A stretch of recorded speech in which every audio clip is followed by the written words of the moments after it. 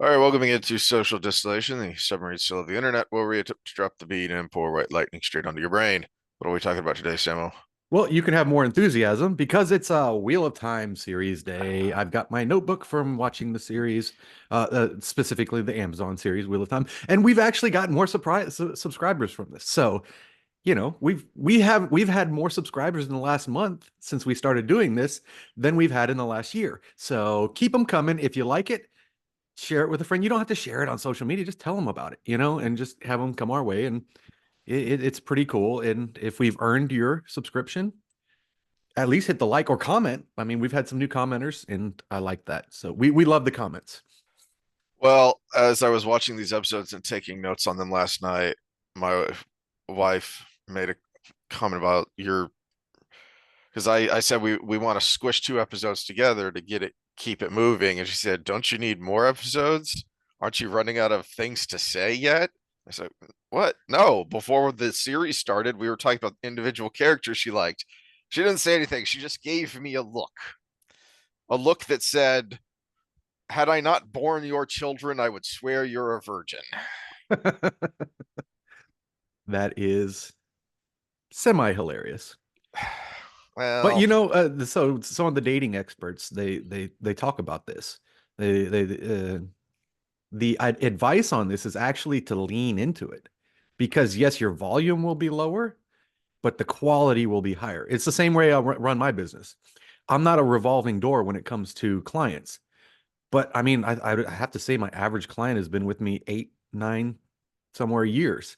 So it's you know, it's it's about finding the right match.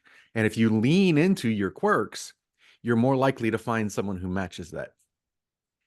yep, there you go. There's your dating advice. Their sexy time with Samo advice for the day. All right. Well, we'll get to sexy time later, but we start off with um finally my first note is all caps OMFG, we finally get the flame in the void. Here we Mhm. are, episode Well, 4 more of season importantly than that, 3. a mentorship with Lan and Mhm. Rand, which should have started probably beginning of season 2, but But it at least happened. I'm gonna be nitpicking a lot here because now I know how we have a mutual friend who always argues because the nerds will generally agree that the Star Wars prequels got better as they went, and this guy's contention has always been, no, the third one is actually the worst one Oh, I hated the because third one. Ugh. it's so close but so far away from being an actual Star Wars movie as we remember them, as we remember the original three when we were kids. And that's kind of how I felt about this episode because you said it's not just the best one of the third season, but it's probably the best one of the series so far. Well, and And I made this comment to you off air is I actually, if I just saw that episode, I would continue watching the show. mm, So if that had been my lead in to a new show, I would have probably said, "Oh, you know what? I'm going to keep watching this." kind of like randomly finding book 3 of a Yeah, series exactly. lying on Yeah. the ground and saying, I don't know what's going on, but this is good. Hmm. And I had that thought a lot. I've said before, when I compliment something in the series, my compliment is usually in a vacuum. This works, but it's not in a vacuum. So here's why it doesn't work. And there's a lot of that in this episode of just looking at the scenes by themselves and even scenes together. That is something I've harped on a lot, is any quality teacher or critiquer of media will, one of the things they say the most is any scene has to make sense. It has to have a reason. It can't just be the opening to Predator. I've used it before because I think besides that Hmm. stupid opening up with the alien spaceship that the stupid producers forced in, it's basically a perfect movie as far as sequence, as far as the flow of the movie. And even that opening scene when they're sitting there in the helicopter and Jesse Ventura is trying to get all the slack jawed rhymes with maggots to take a dip of snuff, and they're just shooting the shit, and it's oh, we're just here for a lighthearted moment. Well, no, that even that scene makes a sense, makes a point because you're learning a little bit about each one of the characters because they're all doing something different. They're all reacting different. Arnold has got the headset on talking to the pilot because he's the one in charge. And yeah, there is a lightheartedness there because we're about to switch from the music that's playing in the chopper to the more intense soundtrack when they actually drop into the jungle. Every scene matters and it transitions naturally from one to another. And so on the meta, that's what this episode gets right. My frustration with it, though, is illustrated with this opening scene because, oh, wow, yay, finally we get the flame in the void. The problem with it is, as is so often the case in modern crappy writers, it's all exposition. It's not natural storytelling. Natural storytelling is Tam mentioning it to Rand at the beginning and Mm-hmm. then Rand going through the exercise in his mind. So I will agree with you that a flashback scene might have been good there in between the fighting with Lan. Mm-hmm. Uh, and then maybe just Rand saying something my father taught me, you know. But at the same time, I'm thinking of damage control a lot in this season, and this was a very well done scene to kind of catch us back up to where we should have been by Mm-hmm. here. And Yep. and when you have to catch up, you need exposition. But And but here's why this scene is so frustrating because right after that, why did you give us exposition instead of natural storytelling? They are actually perhaps accidentally capable of what I'm talking about here because someone makes the comment. Is it Lan who makes the comment about, why are you trying so hard to, are you trying to be a sword master? Are you, trying to earn the Heron mark on the blade, which is something that comes up in the books a lot. And he doesn't give an exposition answer. So an exposition answer, by that I mean when he explains the flame in the void, he just explains the flame in the void. My father taught me to imagine a flame and to feed all my and yeah. obviously he doesn't deliver it that robotic, but it's one of those things that even if the actor does a decent job of the delivery, you might not notice, but your brain did.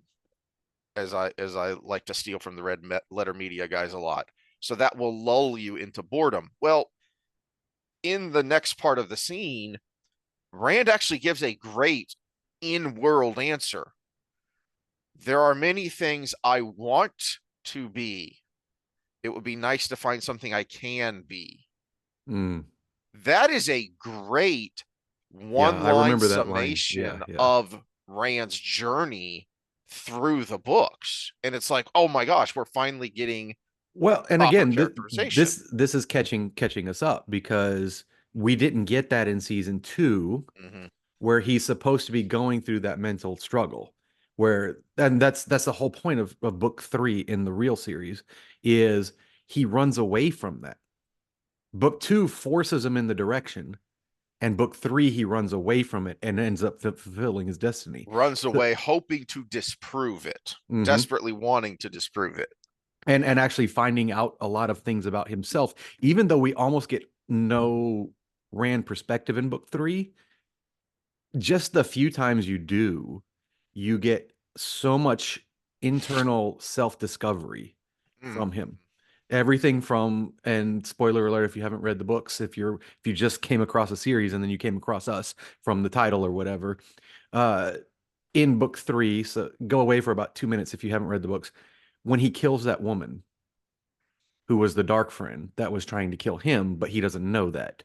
And he kills all of these people and kills this woman, and it leaves a scar in him that haunts him because she's on the list. Remember, she's Mm-hmm. on the list that he keeps going through and through and through and through and through and through. And I'm actually waiting for the list in this show.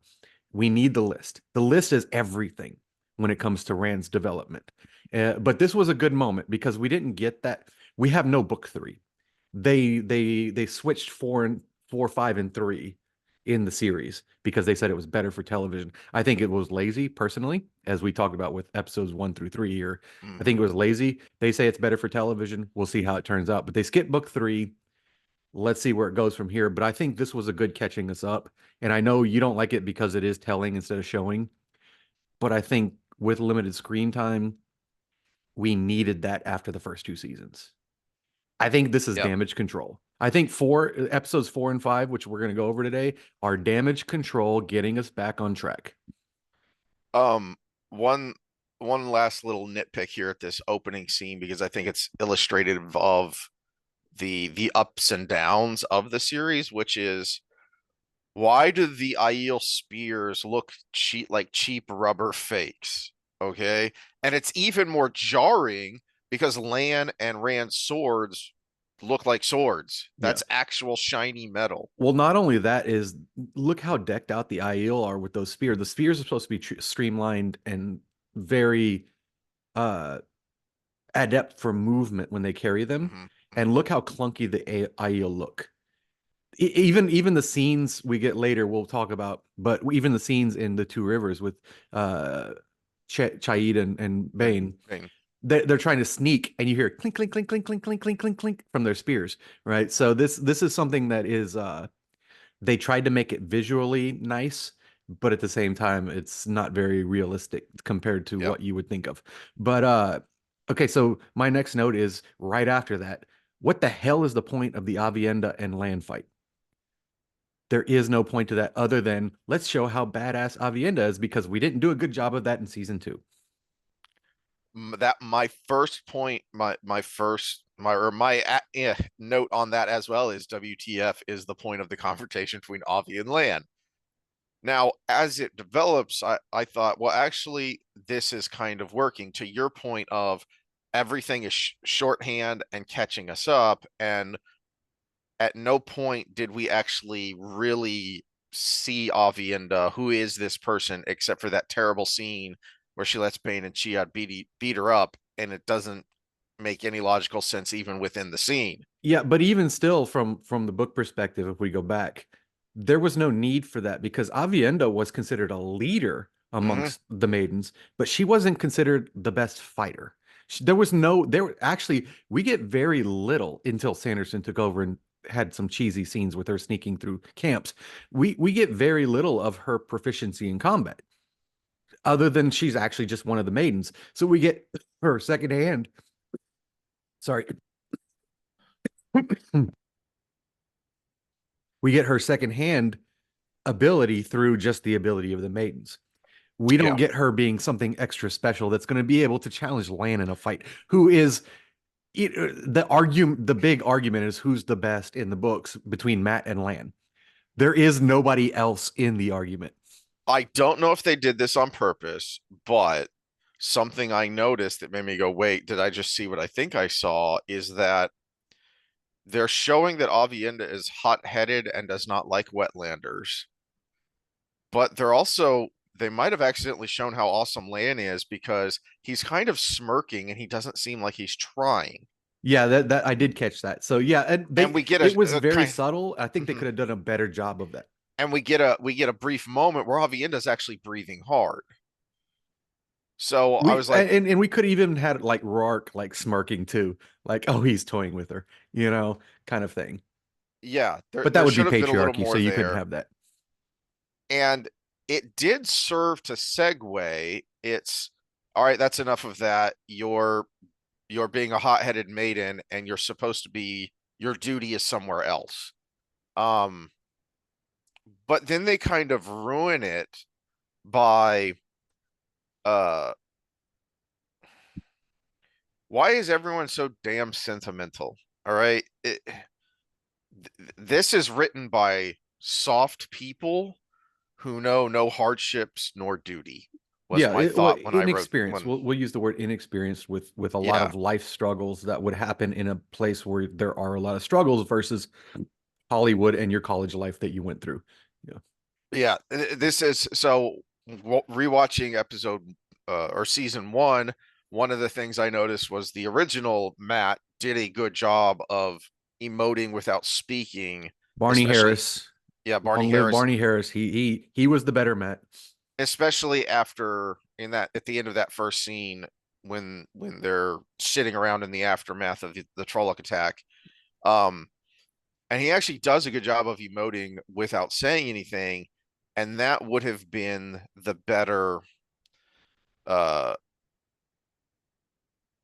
the better direction to go here. And I will actually blame that on the director, that even though the episode as a whole, or both of these next two episodes as a whole, are obviously noticeably better than 1, 2, and 3 here. Or uh season 2 and season 1 yeah, I completely. think Yeah. this one was a big miss though, because why are the wise ones, who are supposed to be these serious, highly regarded leaders, and they're getting all teary-eyed here? I go back to, because I rewatched it. I realized when I went to visit the kids, wait, I've never shown my son the good Star Trek movies, and so we watched Star Trek 2, Wrath of Khan finally, and go watch Drinker and his breakdown of that scene. And I even noticed little things in that scene that he didn't point out in his video, but it is so subdued and restrained, even though it is a very serious moment. Because obviously, much like with this show, you've got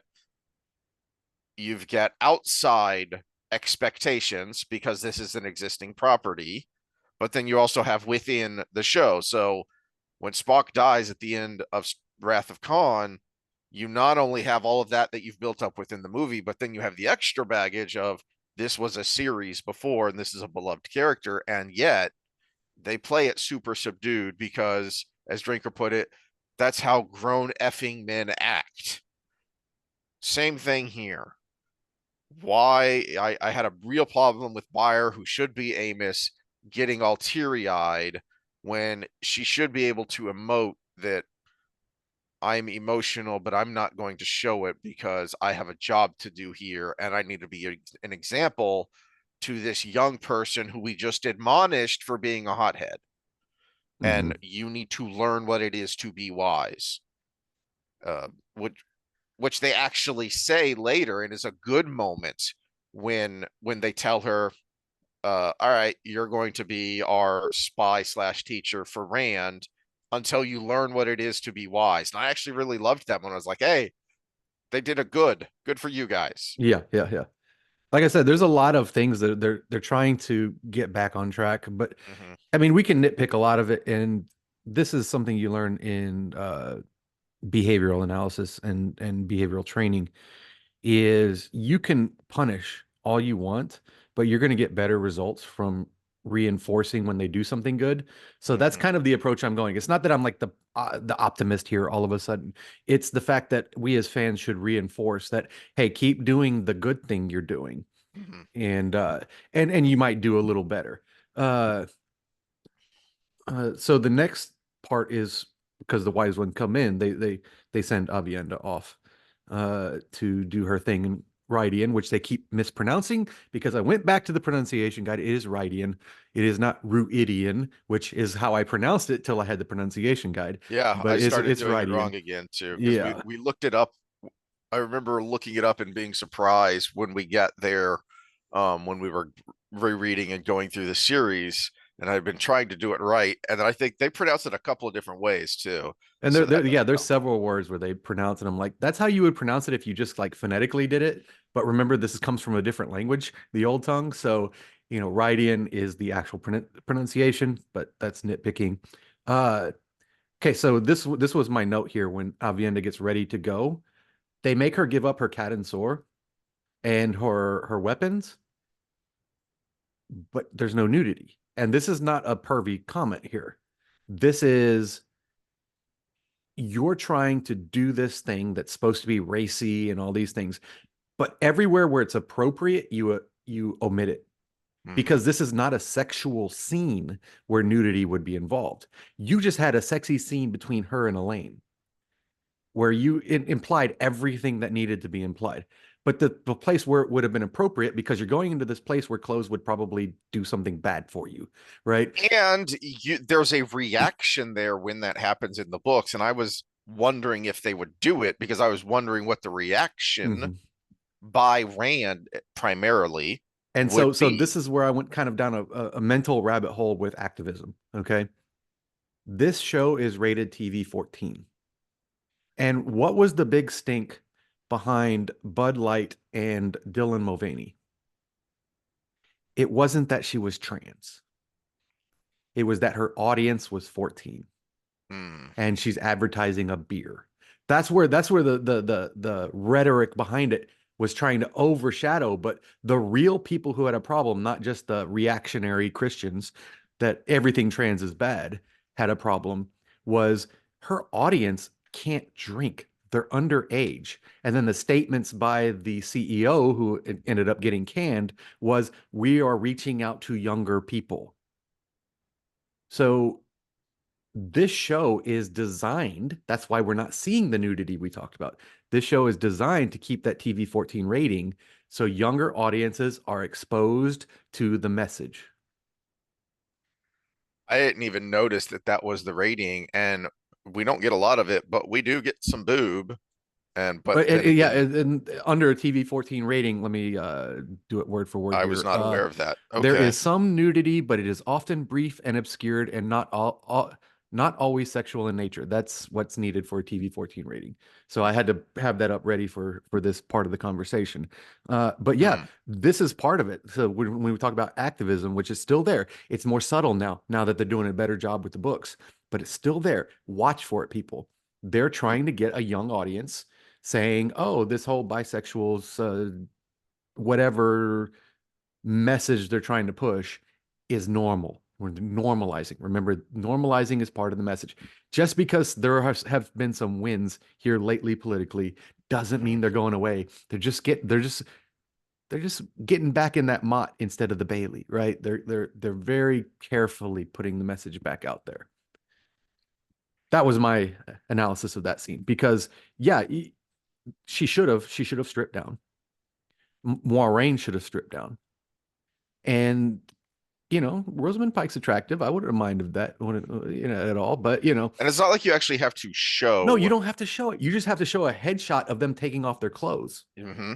and then maybe a very distant, obscure scene of her running through the dust or something. Hmm. You know, that's all you have to say. And she could have even been wearing a bodysuit to do that. So she wouldn't even had to have been nude. Yeah, So they you could have frequently still do. got the same point across without being pornographic, right?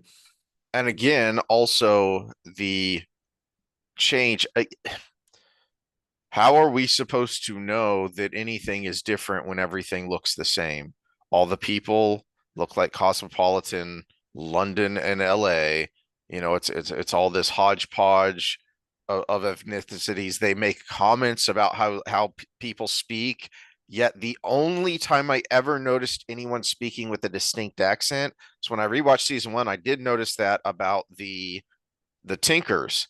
They speak with what is often derisively called stage Irish, which is the Irish accent you use if you're doing a bad Irish accent. So Irish people really don't like it. But I was like, So it's oh, like hey, everybody thinks of William Shatner. They think of what was the comedian that did the impression of William Shatner? You know, yeah, I am exactly. going to the yeah. It's yeah. So, I so don't. there I can't there remember was if no this was a chance note that. for yeah. I can't remember if it was a note for these episodes or the last one that I didn't talk about. But Perrin's accent when he goes back to the Two Rivers, Eh, it's like you're from the Two Rivers. Why aren't you talking like everybody else from the Two Rivers? it's a good point. Yeah. Um, but even when like with the sweat tent that we ranted about because Melindra is apparently Valkyrie now. Okay, sure. Um, but And Tardad Aiel. yeah, Not yeah. not Shido, who we do finally meet here, but I you thought could that I see thought the Shido, Savannah and Couladin's uh, actors and actresses were they. I think they did a good job. a pretty good job there. Yeah, you Um, actually felt resentment, and I was like, when you're watching a show, you yeah. want to feel what they're feeling, and I felt resentment there. So But they couldn't do to your point, they couldn't do that properly. They couldn't do it the way it is in the book, I think, because it's problematic because Rand doesn't have to strip down one, even though that actor does have to strip down later because we get a scene of him getting freaky with Moraine, uh, in her flashes of the pattern. Yeah, Uh, but they didn't. This is where setup comes into it because the rings are similar to the arches in the White Tower, mhm. whereas the columns are something completely different. And And when what we I was look at getting male to. female, side in and side R, side R with the females is very much about purity, and So with side this, in is very much about struggle. So there's two yes, different underlying characteristics of the male and female source. which we'll get to more later because they yet again have set up problems for themselves. And that's what I'm getting to here is way back when we did our preview episode of what do we think the series is going to be just from the trailer right before season 1 dropped. And our point was we can tell you care more about the message and checking boxes than telling a story. Mhm. Well, okay, you did it again here is you had a pretty decent scene, but you were clearly working around, hey, wait a minute, how do we check the boxes? How do we make sure that this isn't problematic? And there's a major story faux pas here, which is when they're told to go to, I'm going to pronounce it wrong, Ian, because they kept pronouncing it wrong. Say it for me. When they're told to go Rightian. down, right, Ian, Yeah. they tell them exactly what's going to happen. Why? There's a reason that doesn't happen in the books because Mhm. RJ wants you to figure it out as Rand figures it out. Well, and that's the whole point of the Karn having to be from the wetlands is because Yes. you are so heuristic by your culture that you would rip your eyes out Yep. in the columns. And being a wetlander allows you to be open-minded to every experience you have. And so that's the whole point. That's why it had to happen that way. Mm-hmm. And they didn't get that point across. So that is a failing. I mean, as good as I think this episode was, I still give it a B Yeah. because an A work would have taken a lot of work. It would have taken work that I don't think the people who make these things are It it capable of it right would now. have taken a complete break from The producer would have to be what they Jerry had done Bruckheimer beforehand. because he's the Yeah. only good producer in Hollywood right now. So, Um and again, they sometimes get it right because when the lady who should be Amos is talking to Egwene, she makes a comment about fate, talking mhm, about dreams, that fate is sometimes so strong and sometimes as fragile as gossamer. And it is something that doesn't come directly from RJ. It's not a direct quote from the books, but it sounds like it could be. And it nicely summarizes the philosophy of fate and free will that he put into the Wheel of Time. Um, I'm going to give credit since we're kind of in that scene to something that's not story related. One of our complaints of season one, especially, and season two was the cheapness compared to yes, the budget of the visuals. And Ride In looks freaking cool. that was my next note as well, Yeah, is yeah. that from a distance, they made it look good. They gave you a sense of Hmm. scale and also a sense of how this thing doesn't belong here in the middle of the desert, Hmm. right? So they gave you a sense of scale. And then when you get in there, they did a good job of minimalist storytelling. This is how you use a smaller budget to cheat and Hmm. pretend that something is bigger and more impressive than it is. Yeah, it Because was a you, complete 180 from what they did with the ways, yep, which looked like it yep, was just in a dark warehouse. yep. Yeah. Yeah, they managed to do a good job and make the trees and I looked at it and I was like, you know what? That's not how I envisioned the glass columns, but I like it. It Yeah, yeah, works. it was good. Yeah. So, kudos to that. Well, and But and and you know, I'm really big on mental imagery and how that affects how we think about things. And I was trying to think back of how I envisioned the glass columns. And I'm like, I don't even have a memory of how I envisioned the glass columns. So this was actually something that can stick in my mind, and I liked it, and that's great because Avienda, or not Avienda, Egwene is not how I envisioned her. Mhm. And now I have my brain goes through a mind fuck when I'm trying to read the books or whatever of what my vision of Egwene is, and the visual that I got from the show is competing with the visual I get from the description of the person. So it's this one I'm cool with because it gave me a good solid ground to go. Yeah, before we get into the columns, one thing they did under the tree, which again I think is a catch up moment, because one of the things we've complained about is a sense of scale of Mhm. not only distance but time and what's happened over the history of this land.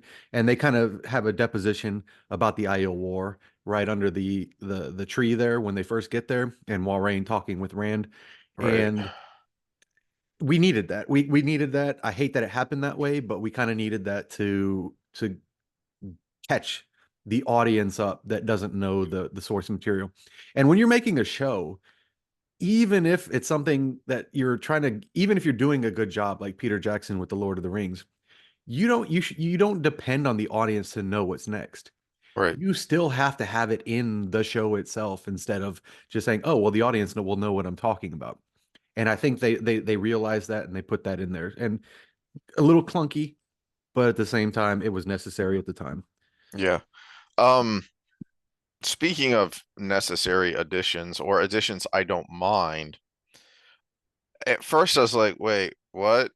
And then I thought, you know what? I actually don't mind this to ground it and to give more backstory to the audience who may not know what is going on, which is in here, the first step into the columns was not can't remember his name, that there in the book it starts with the Aiel before right Rydian and the oath that they're going to take about going into it if you would lead. Wasn't the But first step his father finding the mother dead? in the here Yeah, in yeah, the okay. Oh, show, oh, oh, you're talking about the book. Okay, the book. Yeah. yeah, they Yes. added in, and the first step is Janduin, his father, Hmm. finding his mother on the battlefield and no sign of the baby. Which I again was loved that. necessary to kind Hmm. of weave some things together that were neglected earlier. Because Yeah. we saw that flashback when we learned about um when we finally got a flashback to the fever dream of Tam Hmm. when Rand was bringing him in. What I didn't like is yet again you're treating the audience like they're stupid. If you were going to have that, then why did you need to give us the exposition? Because you did, the wise ones shouldn't have, but didn't need to tell the audience you're about to walk back in time in your ancestors' footsteps, because that was our clue. Yeah, that was okay. Yeah, I'm with you here. Okay, so I wasn't following you earlier, but now I'm with you because some of these things are necessary because when you're making a show, you can't assume everybody has read the book, Mm-hmm. right? And so there's a little bit of telling that has to go on. But you're right there that would have told it without And having the wise I ones thought they talk. made it. I thought they made it worse by when Rand comes back to being Rand and continues to walk through the columns. He basically says, "Mommy and Daddy," and there should have been some confusion again of, wait, was that my, what was that? There should have Mhm. been some confusion and a bit of time for him to realize what's going on, Well, my but they've assumption already was taken that he's in away. the head of the person that he just came from. So he actually knows what that person thinks. Just like Matt with the memories, right? Right. It's That's a good that's a good point. And a point RJ makes as he goes through is there's a moment of confusion, like when you wake up from a particularly vivid dream, there's a moment of confusion when Rand comes out of the flashback where he still thinks he's that person. He's still feeling the mhm. loss of in some of those scenes. Which is So funny because dreams are so crazy. I know we talk about it a lot because, first of all, World of Dreams and the Wheel of Time are one of the big things, mhm. but it's just an interesting topic if you really dive into it in real life. And they're basically simulations run by, or one of the purposes of them, there's lots of purposes, but one of the main purposes is simulations run in your brain for future interactions, but all based on your experiences. And That was one of my issues with the article you talked about last time in our social episode was the top-down executive perception. And I Hmm. was like, no, that perception has to be based on previous experience, or else it wouldn't work. And when we talk about prophesying, you're what's a better predictor of the future than the past, right? And your brain has every moment of every existence that you've ever had in the past, and it runs through those simulations. Well, now we're in a world here in Randland that is, we have every moment of your ancestors while he's in the columns running through every simulation of the past, and that's going to be a process that leads to wisdom, which Hmm. is why these people come to become clan chiefs.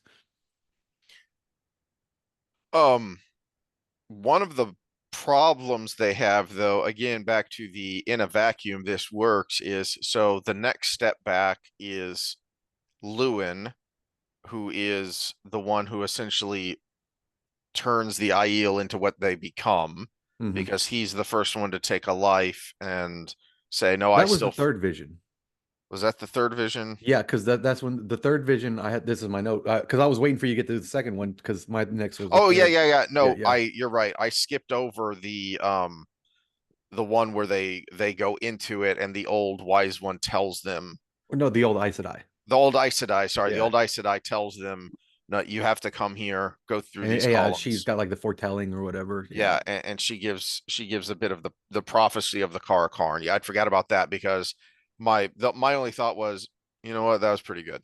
Yeah, that was pretty good. It leads you into why this is important, and it, yeah, it was again one of these things that was necessary to progress forward, even though it was kind of a meh scene. Now the Yeah. third vision, though, My uh, problem with the third vision is that it should be so very impactful, but they haven't given us enough to know why the things that he does are important, why they matter, see, why. I got that from that though, but it might be because I've read the books. That's the problem. We have a skewed view because we've read the books, so there are thoughts that go through our heads that a novel Mhm, watcher wouldn't get. So if your only experience with Wheel of Time is through the show, comment below right here because mhm. we would love to know. Because this is a scene where I thought they did a lot of good things, and obviously you were left wanting. They seem like they were trying to set up the sword thing with Avienda not liking it, telling Rand he needs to put it away, Hmm. but it was so clunky and there weren't enough other interactions with the Aiel. And I think a big part of it is something we griped about in the previous episodes, and I'm going to gripe about a lot in the next episode, which is whose story is this, Alana's or Perrin's? Yeah, So you yeah, spend so much time with extra stuff that isn't necessary, which means you aren't spending time where it is necessary. yeah. Well, and as the artist of the two of us, there were some things that were done in that scene where I very much appreciate from an artistic standpoint. Because if you notice in that scene, going to rescue the sister, Rand was played by the Rand actor, but the other two weren't played by the same actors, but they were Matt and Perrin. They were very much in attitude, in appearance, semi, and the way they talked with Rand. And we have a very good moment of history rhyming. And when we talk about the Wheel of Time, it's circular, right? So it's cyclical. And every jump back is a cycle of that wheel, right? And it was a Rand, Matt, and Perrin moment without actually having the current Matt and Perrin. And when I had that in mind as I was watching the rest of the scene, you can pick up on all of the emotion that goes along with it, and probably the emotional struggle that we should get if things go right going forward Mhm. between Rand, Matt, and Perrin on how they approach the last battle. Well, and the finale of that scene is when he's calling to his mother and she turns around and says, and from the book, they actually do this part of the scene very well. Who are you who calls me mother? I had a son once who looked like you, but Hmm. hide your face because he's dead. He's so they can do it. It is possible because that was actually a very well done, very well felt, emotional scene. Hmm. but it was all emotional uh in the micro. It was all down to those two actors doing a damn good job, and kudos to the director of that scene. But in the book, that scene does double duty because you also know the macro of that's a big effing deal because the way of the leaf is so important and you just broke it.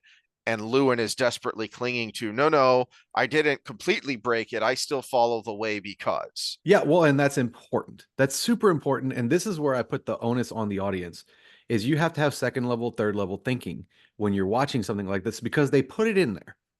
And you're not supposed to be told everything, as you've Mm, said many, many, many times. You're supposed to see it and go with it. And the whole point of that scene in the books and in this show, if they were thinking this, if they didn't just copy and paste, was that's Rand's revelation going into the last battle is I need to win this and I need weapons to do this, but I can't lose who I am.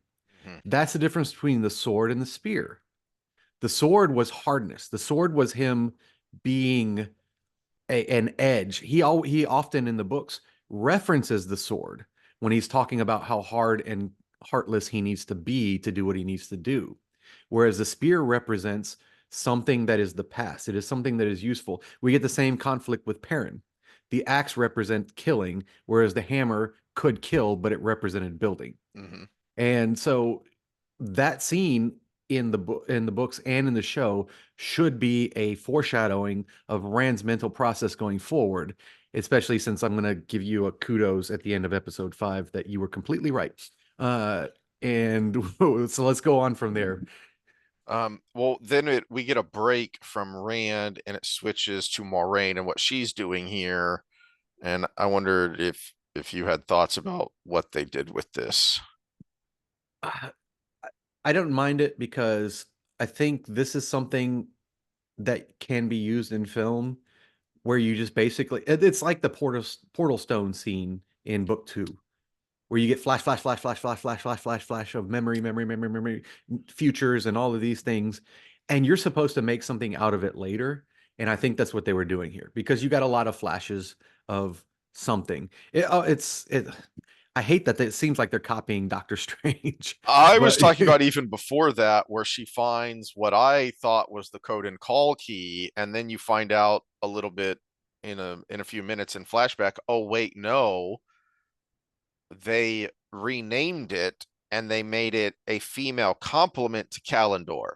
So they've completely gotten rid of the code and call, yeah, yeah, I and got now that. Kalendor is Yeah. the most powerful saw on Greel, and you have this other made up thing that's basically the female half of the code and Yeah, they call, co they and now combined the Moraine Cotton has Call it. with Kalendor, and they made the female half more like the key, and the male half is the most powerful thing is going to be Kalendor. Uh, But they've already they made a huge problem though, which I'll rant about here in a second when we get to Lanfear and the Boar, because it's even dumber there. Um, I did like her scenes, especially later Moraine scenes, as it went faster and faster. I thought that was a cool um visual technique to use with the flipping, like mhm. the world is flipping, and then the spinning of it. Um, and you don't really know what's going on. You're just getting a sense, which is good because that's what she's supposed to get.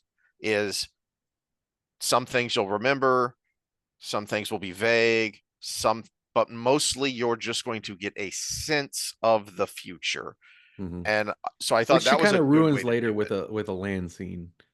Yeah, Yeah, she does kind of ruin yeah, it a little bit. yeah. Yeah, of that was too blunt. There should have they found a creative way to show you that sense of the future, and then they ruined it by having her be so awesome that she figured out exactly what she needed to know. Yeah, which is it sucks especially, and I have notes from that, so I'll just it sucks especially because it was a very well acted scene. Yeah.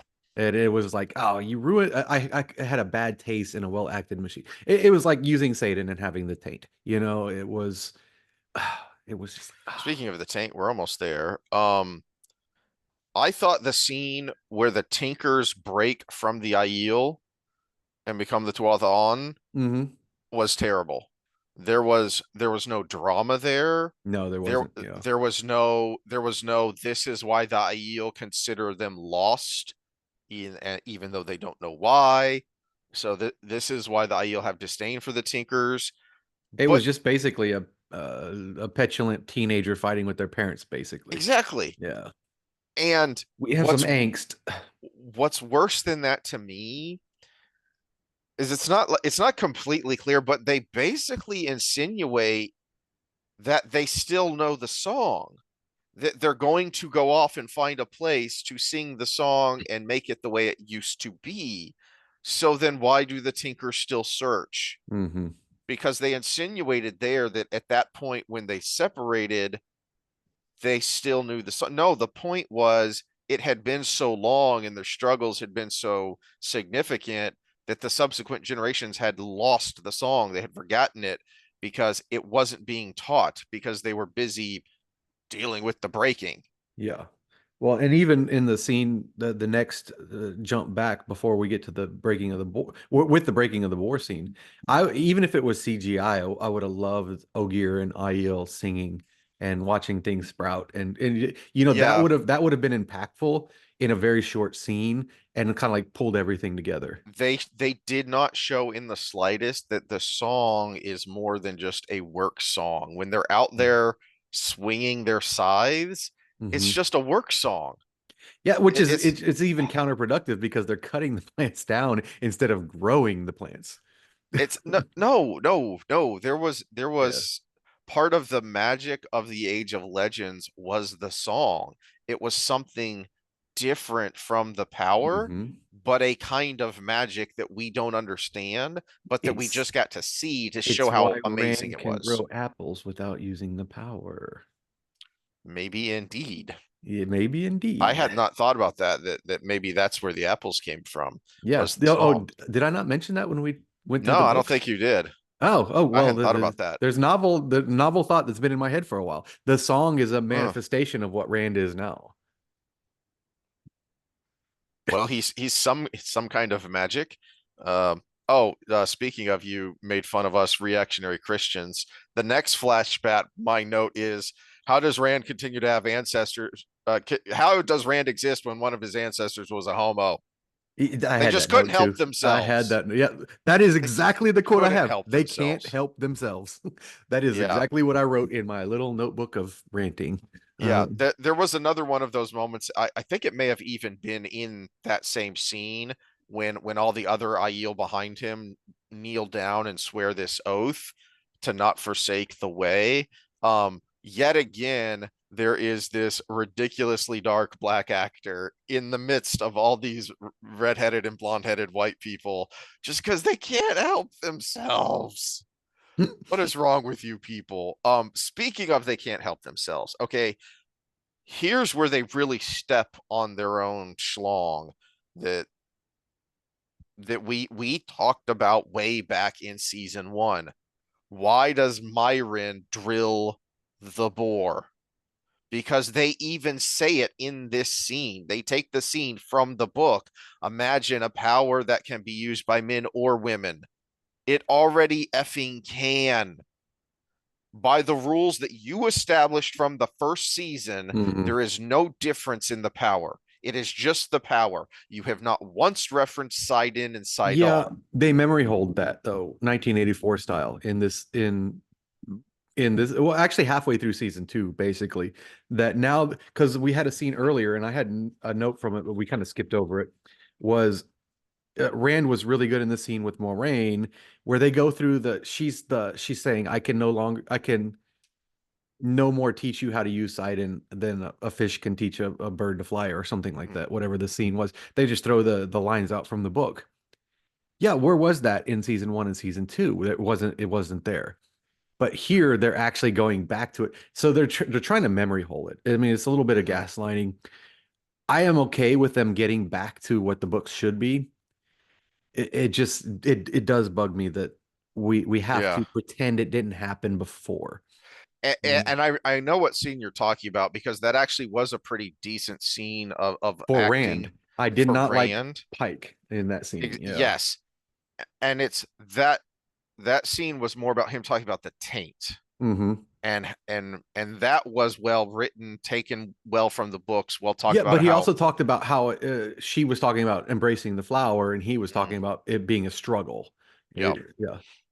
Yeah, so they made it too subtle, I think, because they were too much trying to have their cake and eat it too. Of Mm. we still get to pretend that there is no gender difference because that is problematic now. Um, even though we claim to like the source material. Uh, but now we want to start getting into the gender differences because now it's really starting to effing matter in the story. Hmm. You know, Well, and I think they're reacting to public sentiment. That yeah, some of that and too. just like I've said before in politics is I don't mind a politician that changes their opinion based on the way their people react because that's exactly what they're supposed to do. And if they keep doing it going forward, I will change some opinion on this, but at the same time, it's just to your point, it's a little too late because the damage is done. Hmm. Um, And yes, you cannot have ancestors if your ancestors, or you cannot have descendants if your ancestors were gay. yeah, yeah.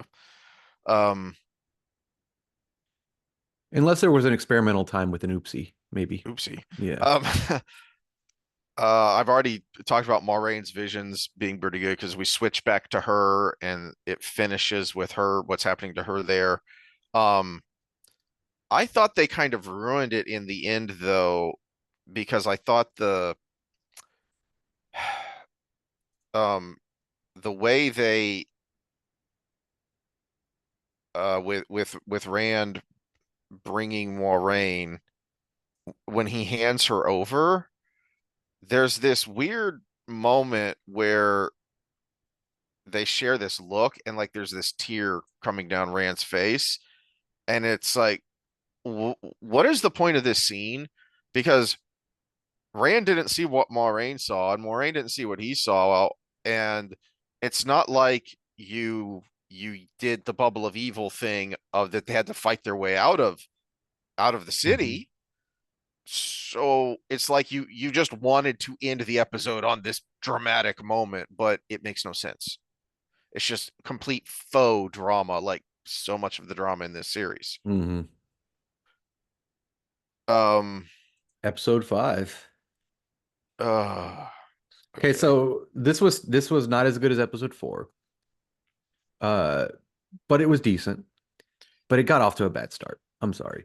The scene with the supposed totem Yes. call with Maureen doing her interpretive dance, Yes. her postmodern interpretive My dance. first note is WTF was that opening because Yeah, it is and not only that is my thoughts based on the books was every Forsaken in the world would have found Maureen right away, uh-huh. and they would have just come and just taken that damn thing from her.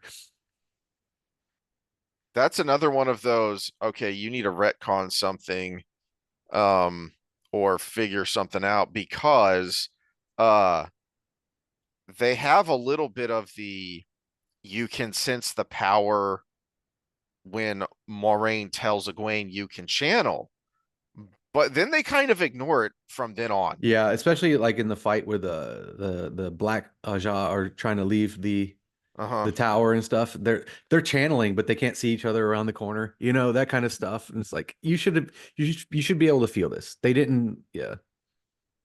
Um,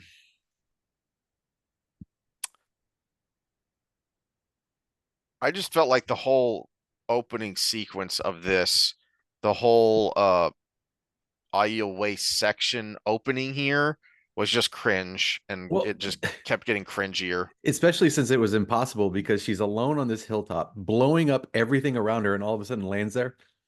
Yeah, yeah. Where did he come from? The Like spot that she th blew up. they zoom out to show that whatever she was doing had created this kind of spiral, huge spiral in the desert. It's like, how is land not over there in a heap with all his bones broken? Yeah. The what they should have done there if they were going to have this scene, because remember after Asmodean and Rand fought over the Coden Call key, Mm-hmm. it created a lake around Rydian. Mm-hmm. If you were That's a to good point. have that, they could have done that right there, where it showed the power of it, that all of a sudden it's raining in the waste.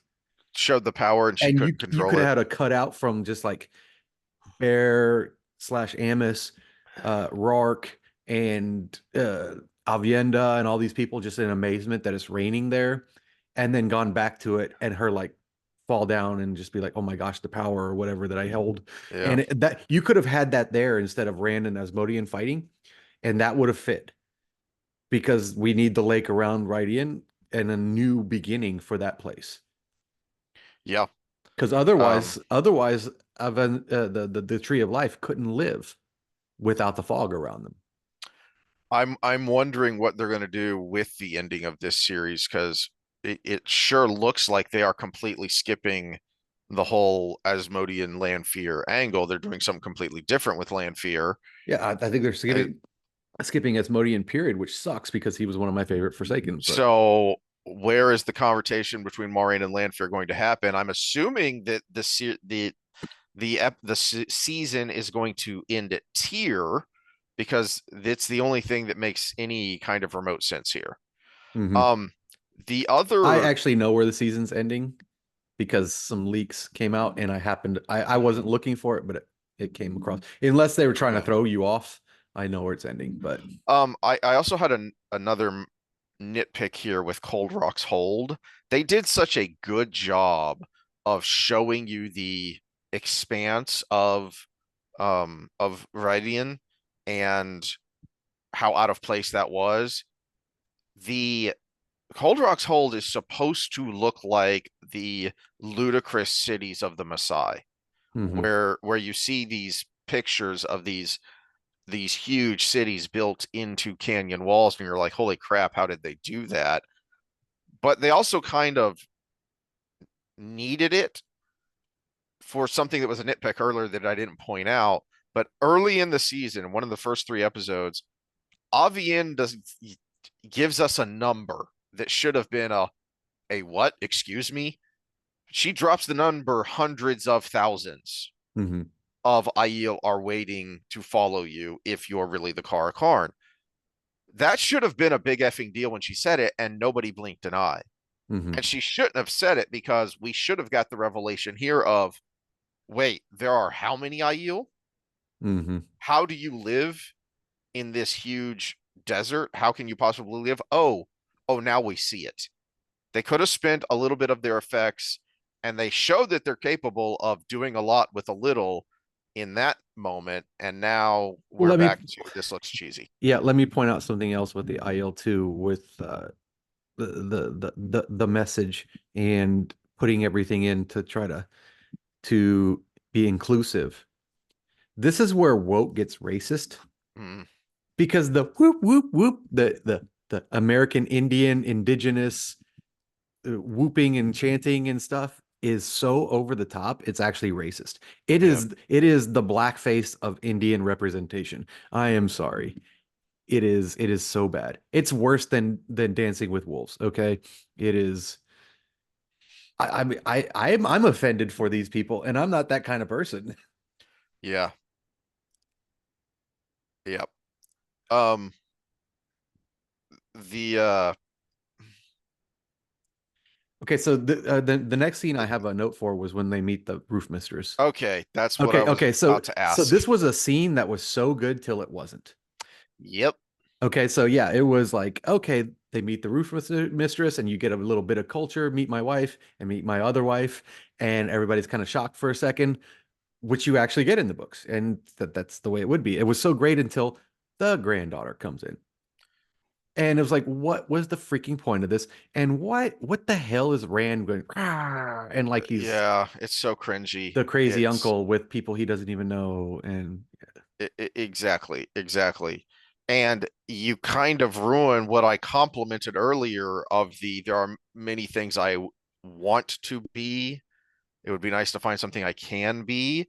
So you set up this character conflict of I want to be, I mean, really, he just wants to be a shepherd and a farmer like his father, but I can't.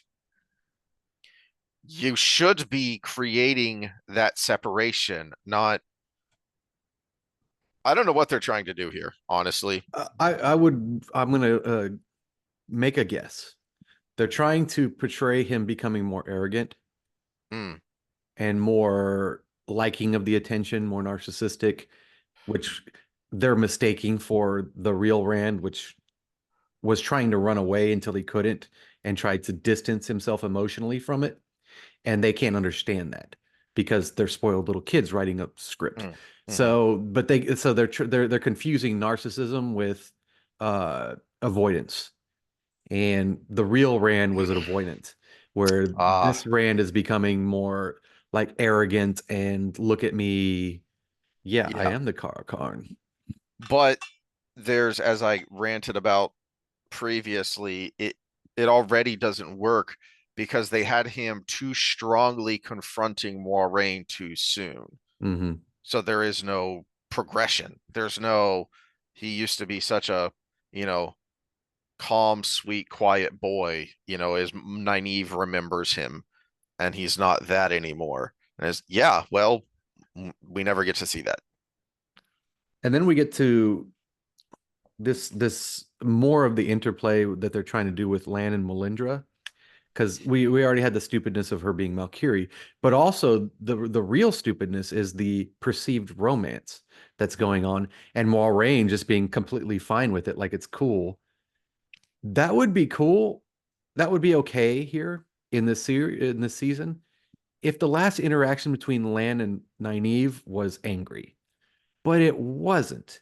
He gave her his mother's ring Yep. earlier in this interaction. And so in the season, so these interactions now make no sense unless there's this completely everything's polyamorous relationship thing, which at the same time, then now you've pretty much thrown out the window any jealousy, which would be definitely a naive reaction to any other romance going on. So it just makes no sense that Moiraine's like, oh, it's cool that you're with this blonde chick right now because you deserve it, Lan.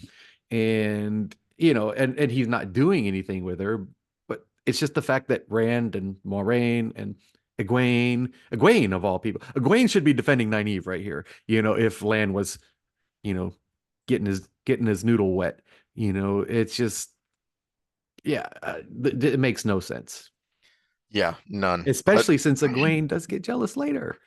yep, Yeah. will she? Well, but then we finally get what I think is not a mess scene. The Elida Swan scene really works, primarily because of Elida, who I was already biased against because I like her in The Expanse, Hmm. and she does a really good job of Elida here. One of the things that makes this scene work, just from a top-down perspective, is that Is that it's um, directly from the books? actually it's heavily inspired by the Well, books. yeah, yeah. Well, It's yeah. not directly from the Well, books. it's But directly if you combine like 10 scenes. exactly, Yeah, yeah. exactly is Which is what a let's film adaptation should do. Yeah, bingo. yeah. It is exactly what I have been complaining about of, hey, you had the template for this over 20 years ago because didn't Fellowship come out in 99 or was it 2000? 2000 I think is when it came out. Fellowship of the Ring. But of how Jackson and Philippa Boyens and I can't remember the other main writer there all wove these various scenes together, picking what fit to drive the story. And that's what this is. And one of the things about Elida and Swan that you feel before she says it outright at the end of the scene, which is what I love, which is this class arrogance. Swan is just a poor fisher's daughter Hmm. from the bayou. Okay. She is someone who would be featured prominently on Swamp People. For anyone who knows that show, and if you don't, go look it up. There are episodes on YouTube, and if you are not, even if you're American, those are hilarious. I don't know what you would think of Swamp People, the TV show, if you're say from St. Petersburg. Yeah, Anyway, watch an episode if you're isomorphic, okay? but uh Alida, the actress, does a great job of portraying that class arrogance first. She shows it to you. And then so that makes it work when at the very end of the scene, she puts an exclamation point on it by saying it outright of, I disrespect you so much that I'm just going to tell you to your face, you are poor white trash. And that is why no one respects the tower anymore.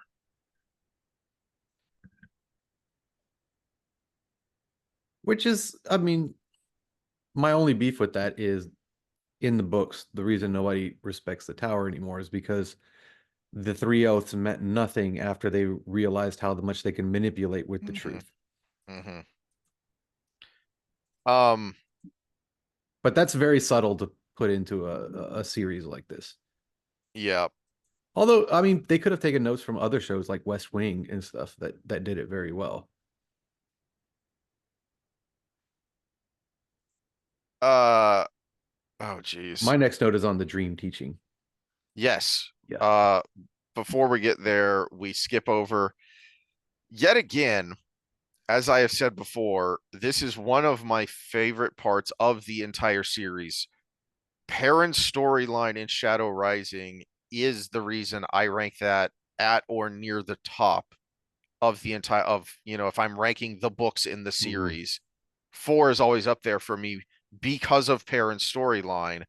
We have barely talked about it so far, and we are on episode 5, and I'm assuming there's going to be 8 episodes because I think that's how much we're in season 1 and 2. Mhm. And we've barely talked about it because it is so meh. And a big part of why it's meh is the scene here, before it jumps back to the Io Waste. It's an Alana scene. It's Alana and Maxim talking about the cute baker, Yeah. Oh God. Yeah. I remember. Yeah. and then Fail rides up. The only decent part of that scene to me was that it actually showed you, oh, the Aiel running can keep up with a horse. That's the Hmm. first time they've bothered to point out that particular part about them and what makes them so cool. Um, yeah, the okay, let's learn about the dream world now scene was very reminiscent to me of the idiotic thing that Moraine says at the end of season 1 to Rand, which is, when you have to, you'll just know. Yeah. Yeah. Oh, So here's my opinion of that specific scene is I didn't hate it. Uh, it was very rushed, yep. but it covered necessary ground very quickly in introducing us to her training, and then they ruin it a little bit so the scene itself wasn't where they ruined it. I think they ruined it in the next Egwene scene. Mm-hmm. Well, I think they ruin it in the next Egwene scene, but the setup is in this scene because the main takeaway for me from the mentorship of Woman Who Should Be Amos is basically she just tells Egwene, just believe in yourself because you're already awesome, and Shazam, you'll be Hmm. a master of Teleron Riyadh. Hmm. The downfall of every girl power story out there. Yeah, it would have been better. I mean, I know they're trying to play up the Egwene Lanfear storyline here, but it would have been better if she like imagined herself in Tarvalon like she did, Mm-hmm. and Bear and Mullane showed up and pulled her out of it and been like, "You're stupid. That Yeah. was stupid and dangerous." But we had Lanfear choking her and then the pin bringing her back into reality, which Mm-hmm. is not how it would have worked in the books. Uh, and then them giving the little line at the end. You go too far. Basically, the Hopper line. They use the Hopper line with the wise ones there. Yep. um. And by the way, back to parent scenes in the dream. We'll get to it later. But why is Hopper such a small little dog? Uh. Yeah. It's hard to get a dog to look like a to play a wolf especially for anyone who has actually seen a wolf. And Yeah, we have the if you've never, technology, by the way. I know. You could have a Yep. wolf doing something Yep. and then put that into the scene without the wolf actually being there. Uh, for Grok any, can do it for you, by the way. I saw a meme that was a tame wolf sitting next to a husky, and the meme was basically OMFG. My whole life, I thought wolves were basically just huskies because that's what you see them portrayed as in movies. And no, the wolf is more than twice the size of the husky. Yeah, but this They're is not big and even just a scary. husky. It's a small husky they keep using. Yes, Yeah. yes. But It's yeah, a like, wolf would come up to my chest and yeah, I'm 6 foot tall. So yeah, they're it's freaking yeah. huge and freaking scary. Um, Speaking of scary, one of my next notes is I am so bored. Where are we at? Are we And on the it's ship? uh not yet. Okay. It's actually okay. So when they trick Elida into going to rescue her dark sisters to see if she's black, Hmm. oops, I'm not allowed to say that. To see if she's from the Aja of color. Uh, one of the things that jumped out at me that was so dumb is so Egwene, right after taking her accepted test, can just girl boss straight to the Keeper and the Amarillen's face and just leave the tower. And yet, remember in this scene to set it up, Elida confronts And accepted um and says, I will birch you. Yeah. Adelaus, Yeah. and there's an accepted, I'm not supposed to leave her, and it is, I will destroy you, child. Get the heck out of here. So I guess accepted are just accepted when the writers want them to be. Mm-hmm. Good job, guys. So awesome. And then we go back to the boat, which I hate that I don't Matt's know. there, but I mean, it wasn't a horrible scene. But then when okay, so they're in the cabin because the Yeah. cabin's so miserable, they go up to the top. And okay, so this is another scene where the sea folk should have been topless. And again, I'm Yep. not trying to be pervy and sexual. That is one of the reasons they didn't allow people up on the deck and they were hesitant to have people on board. Yep. And the other reason was because I said I shouldn't be able to see him channeling, which we see here in a moment. But yeah, I mean, this is a cultural thing that fleshed out a world that you're afraid to do because you're trying to keep your TV 14 rating, or you're afraid to do because it's sexualizing women, whatever your message is, right?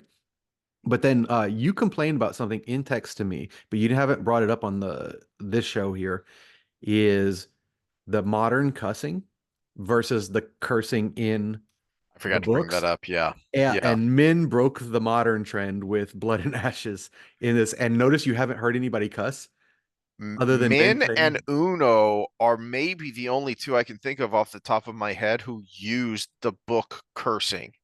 yeah, and I bet you that there was feedback on that because notice nobody has used the F word or shit or damn or bitch or any of that in this whole season until she said Blood and Ashes.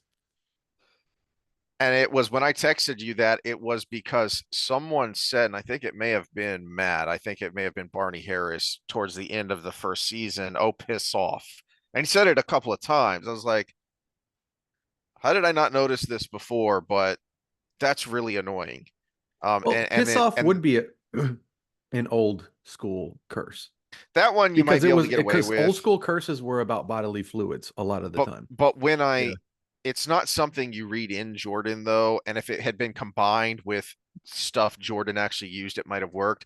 But the point is that made me notice it, and then I started to notice it more and more Hmm. of the modern cursing, very, nothing too hard, but because they want that TV 14 rating, apparently. Now, as far as the And it sea took folk, me out of yeah, it.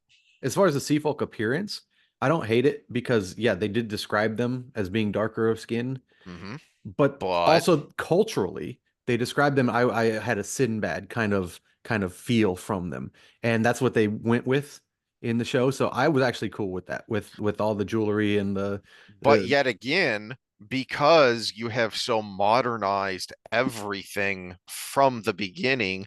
One of my gripes about the first episode when I rewatched it is this is not small town USA, which is what Emmons Field is supposed to be, and you people have no concept of, where everybody knows everybody, and you have to be on your best behavior because, Mr. Smith down the street absolutely has permission to whoop your butt if you get out of line, and then the neighbor's going to hear about it, so you're going to get another whooping while you're trying to get back home. And then when you get home and find out why Mr. Smith and Mrs. Jones gave you a whooping, then your mom's going to give you a whooping because of what you did to deserve those whoopings. Mm-hmm.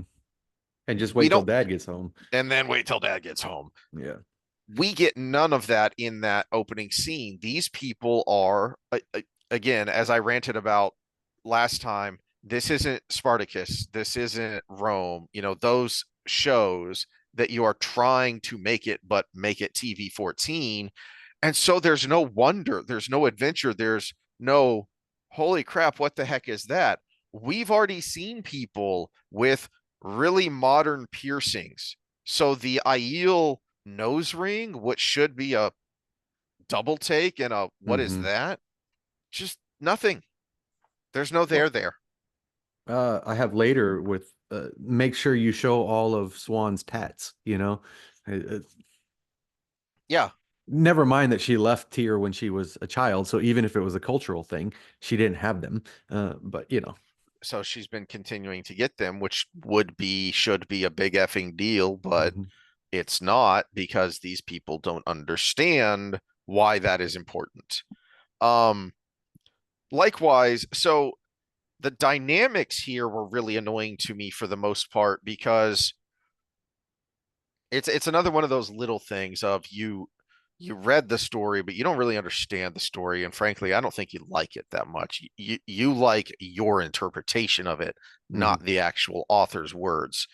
And this is another one of those moments because during this arc of the girls in the books, you have this headbutting between Egwene and Nynaeve because one of them used to be something of a mentor to the other one, and now they have to figure out this new dynamic. Okay, so you have it here. You also have it later. Also, later on, you have headbutting between Elaine and Matt because Matt reflexively dislikes nobles, and Elaine is always the princess, Mhm. right? So now to replace the Egwene and Nynaeve because Egwene's not here, and because Elaine and Matt butt heads later, you have them butting heads here. But it's so damn superficial Mhm. because there has been no setup for it. We don't know that part of Matt. It's just these people are uncomfortable and one of them seasick and they're being bitchy to each other. And then would they go up on deck and there's no wow moment there because yeah, we've seen weird and quote unquote weird and exotic people, as in, not white Western European. We've seen all of that from Emmons Field. Mhm. So there's no wow moment here. Um, Yeah, I don't know what's in between, but I could fast forward to Alana and Maxon's fight after and they that is where we go next. And yeah. that was where I finally, because we already saw them to begin with earlier, and now this is where I wrote down whose story is this? Alana's or parents? Because Well, apparently it's Alana's. I've got two big things here. First of all, they're screaming at each other in a moment where everybody's trying to be stealthy. Yep. So yeah, I mean, you're out in the middle of the woods. Okay, so uh, uh, uh, put yourself, if you live in a city, in a place where there's not this ambient noise of living in a city, and scream. Everybody within miles will hear you. So we're in a middle. We're not in an urban Mm-hmm. area. We're in the middle of the woods. Eamon's Field would have heard her scream at Maxon Mm-hmm. the way she turned around and screamed. So there's already one. But then it's all for the sake of having this out of character scene from Maxon where a warder is saying, "I'm going to leave you." Yep.